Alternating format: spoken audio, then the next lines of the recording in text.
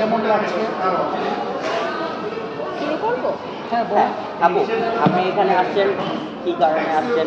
বরবাদ cinema দেখেছেন কিনা? কিসের জন্য আসছেন?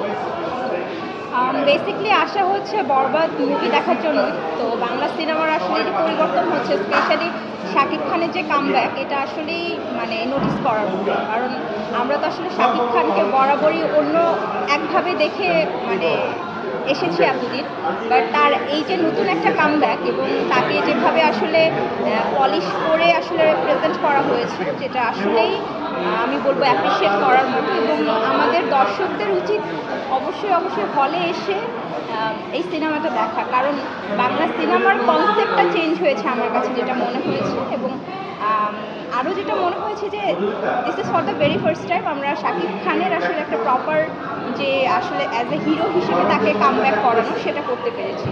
তো আশা রাখি সামনে আরও ভালো কাজ আমাদের উপহার দিবেন শাকিব খান, এবং অবশ্যই তার জন্য শুভকামনা। বরবাদ সিনেমা কি দেখা হয়েছে কিনা?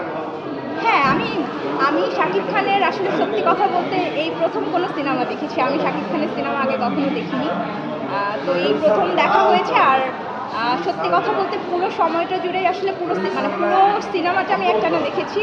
আমার একটুও বিরক্ত লাগেনি, মনে হয়নি যে উঠে চলে যাই বা বোর লাগছে, বা কোনো একটা সিন দেখে মনে হয়নি যে আসলে ভালো লাগছে না, এরকমটা মনে হয়নি। সত্যি কথা বলতে ওনার আসলে পুরো ক্যারেক্টারটা যেটা আসলে ফুটিয়ে তোলা হয়েছে বরবাদ সিনেমায়, সেটা সত্যি কথা আসলে আমাদের বাংলা সিনেমার একটা অসাধারণ আসলে সূচনা আমি বলবো। এই যে বললেন ফার্স্ট টাইম দেখছেন, এখন কি মনে হচ্ছে যে আগে তার মুভি দেখিনি, আফসোস হচ্ছে? তার মুভি আসলে তাকে এতদিন আমরা যেভাবে দেখেছি সেটা দেখে কখনোই মনে হয়নি যে আফসোস হয়েছে, কারণ বেশিরভাগ দেখা হয়েছে আসলে টিভিতে বা ফোনে ছোটো ছোটো আসলে মানে থাকে না যে